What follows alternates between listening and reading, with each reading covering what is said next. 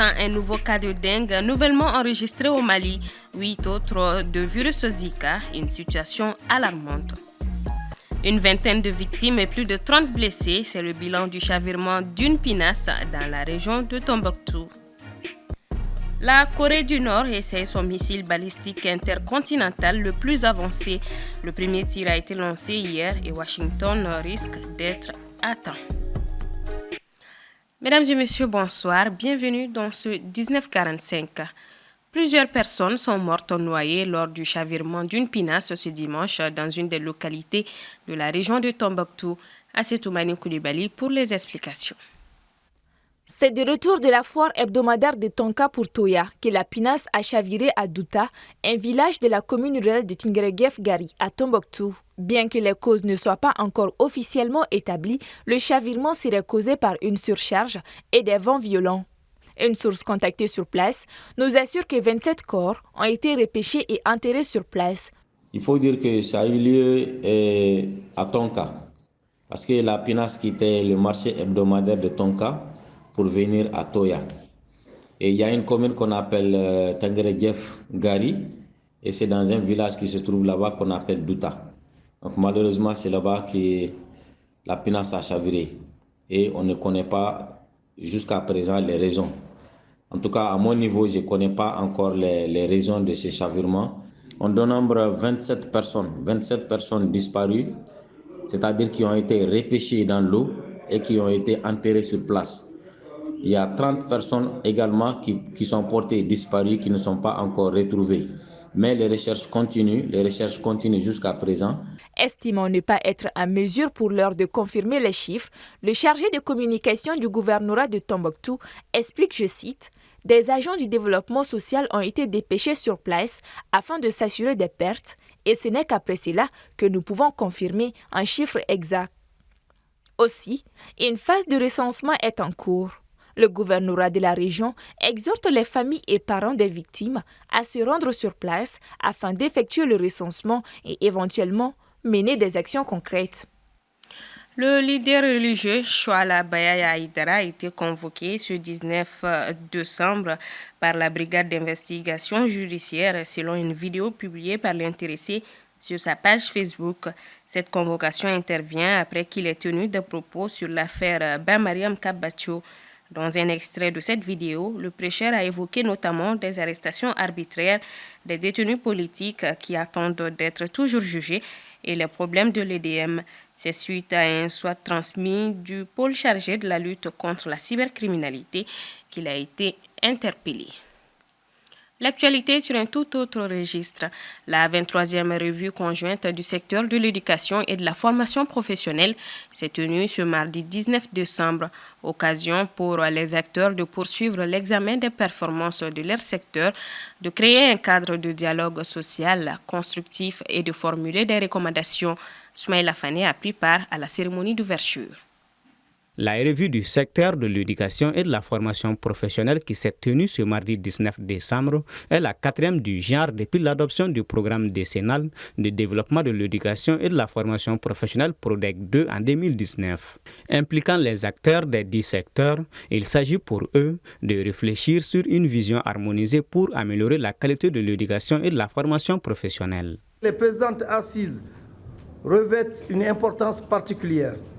En effet, la revue de 2022 nous offre l'occasion d'échanger d'une part sur les acquis et les faiblesses de l'année et d'autre part de jeter un regard rétrospectif sur les 4 années de mise en œuvre du programme afin de faire des propositions d'amélioration à l'aube de l'élaboration de la seconde phase opérationnelle.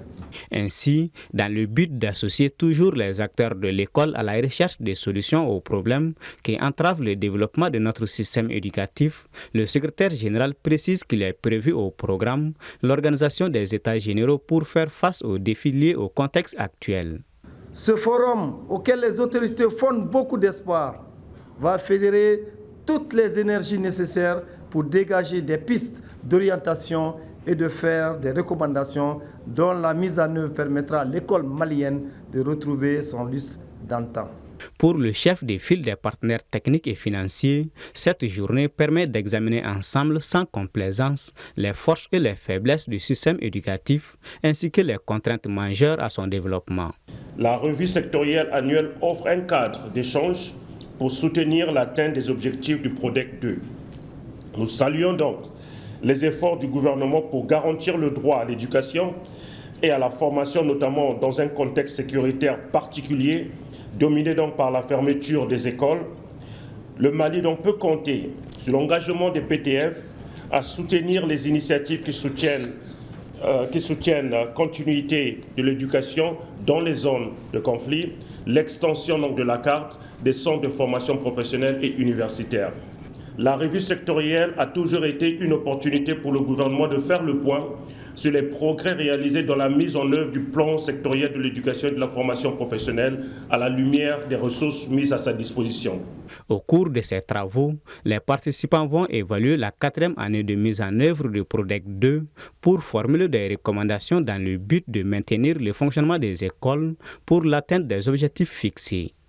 Santé à présent, le Mali a enregistré 101 nouveaux cas de dengue et 8 de la maladie à virus Zika.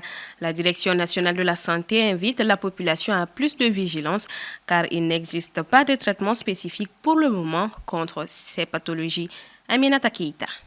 Selon la Direction nationale de la santé et de l'hygiène publique, à la date du dimanche 17 décembre 2023, le Mali a enregistré 101 nouveaux cas de dengue et 8 cas de la maladie Zika. Ces cas ont été enregistrés à Koulikoro, Mopti, Sikasso, Kaï et le district de Bamako. Ils viennent s'ajouter à des cas déjà enregistrés, faisant un total de 730 cas de dengue et 20 cas de la maladie Zika au Mali. Vous savez, les fâcheuses changent, l'homme change, les milieux changent, l'environnement change. Et ce qui est propice souvent aussi, les vecteurs aussi, et ils aussi s'accommodent et puis ils s'habituent aussi à milieu en fonction de l'évolution dans les temps. Alors ces moustiques, ils sont avec nous ici il y a longtemps, mais le fait d'être infestés, c'est ça qui est nouveau dans la situation. Mais quand on prend les facettes épidémiologiques de l'Afrique en ce moment, vous allez voir que tous les pays environnants pratiquement ont notifié des cas de dengue. Et que le vecteur, c'est un agent qui vole. Vous allez voir, même dans le vol se déplace avec des moustiques. Nous avons l'habitude de voir des moustiques dans les vols. Et même aussi en voyageant, les moustiques peuvent se glisser dans ton sac. Donc ces moustiques peuvent migrer comme nous. Alors, donc, ce qui fait que personne n'est à l'abri vraiment d'avoir ces moustiques-là chez eux. Les deux maladies sont transmises par le même type de moustique. Il s'agit de l'Aedes qui pique surtout de jour. Contrairement au Zika qui n'a causé aucune perte en vie humaine pour l'heure, la dengue par contre a conduit à un total de 30 décès sur les 730 cas confirmés. La Direction nationale de la santé et de l'hygiène publique invite la population à la vigilance. Les facteurs qui font que vraiment ces moustiques se multiplient, il faut les éviter. C'est l'hygiène, c'est vraiment les arbres, c'est les fleurs. En évitant de créer ces conditions, on diminue la population de moustiques qui sont censés être infestés et venir nous piquer. Le Zika est rarement mortel. Il y a des complications qui peuvent survenir, mais ces complications sont qui peuvent créer des facteurs de morbidité, pas de mortalité très directe comme vous le pensez. Mais la dengue a des phases d'évolution. Donc, à un certain niveau, il se complique. Quand la dengue se complique, là, ça peut créer des hémorragies, ça peut vraiment créer des conditions pour que vraiment les patients décèdent. À noter qu'à ce jour, il n'existe pas de traitement spécifique ni de vaccin permettant de prévenir ou de traiter l'infection à virus Zika ou encore la dengue. Ainsi, les services de santé recommandent les préventions, notamment la lutte contre les moustiques propageant le virus, l'élimination des points d'eau stagnantes, le port des vêtements couvrants et l'installation des moustiquaires imprégnés. Selon un communiqué du gouvernement guinéen hier soir, au moins 14 personnes ont trouvé la mort et 190 blessés, dont l'incendie qui a touché lundi le centre de Conakry après l'explosion du principal dépôt de carburant du pays. Les 190 blessés ont été pris en charge par les secours et dans les hôpitaux de Conakry, dont 113 ont ensuite rejoint leurs familles, a assuré le gouvernement dans son communiqué lu à la télévision nationale. L'explosion a provoqué d'importants dégâts matériels qui sont en cours d'évaluation par une commission d'enquête, poursuit le communiqué. Sur le plan international, la Corée du Nord a procédé hier lundi à un essai de son missile balistique intercontinental le plus avancé et qui serait capable d'atteindre les États-Unis, un tir condamné par plusieurs puissances. Assetoumani Koulibaly.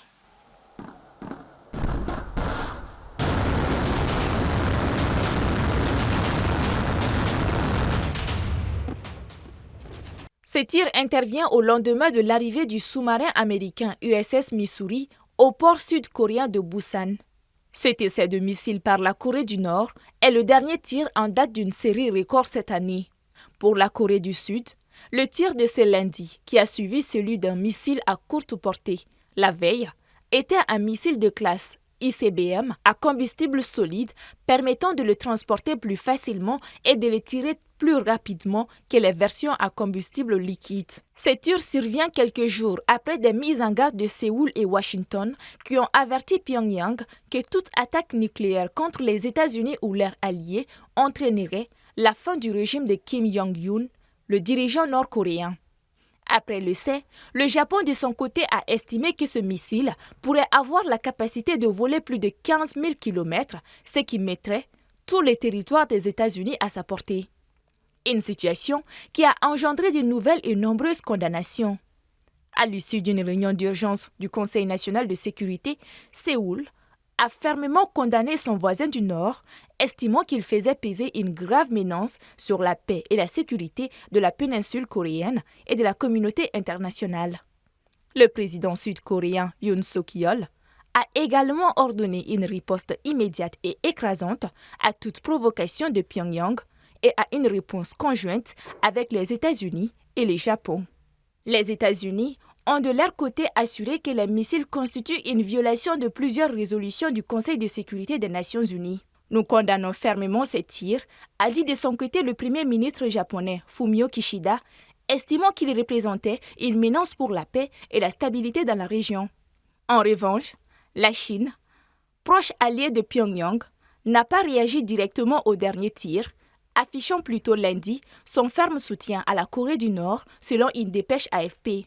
Ce mardi, le Conseil de sécurité de l'ONU était réuni afin de discuter de la Corée du Nord. Aussi, ce même mardi, les États-Unis, la Corée du Sud et le Japon ont activé un système de partage de données en temps réel sur les tirs de missiles nord-coréens dans le cadre du renforcement de leur coopération en réponse à la menace nucléaire croissante de Pyongyang. Point final à ce 19h45. Merci à vous de l'avoir suivi. Le programme continue sur la télévision qui vous allume. Bonsoir à tous.